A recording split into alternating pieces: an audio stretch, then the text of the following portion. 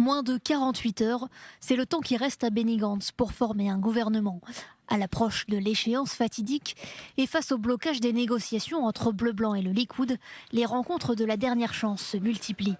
Pour éviter la formation d'un gouvernement minoritaire, Binyamin Netanyahou multiplie les entretiens à droite.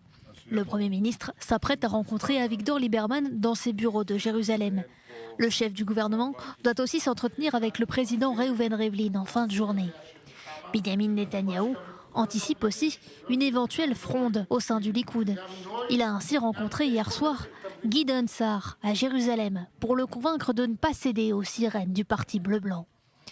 De son côté, Avigdor Lieberman se laisse toujours une marge de manœuvre. Le chef du parti Israël Beitenu juge que la constitution d'un gouvernement minoritaire serait une catastrophe et affirme faire tout son possible pour éviter de troisièmes élections en moins d'un an, tout en prévenant que si les tentatives d'union nationale échouent, ce sera chacun pour soi. La question de savoir ce qui est le pire, un gouvernement étroit ou de nouvelles élections, est une bonne question. Mais comme je l'ai déjà dit, je me concentre que sur la tentative de constituer un gouvernement d'union nationale.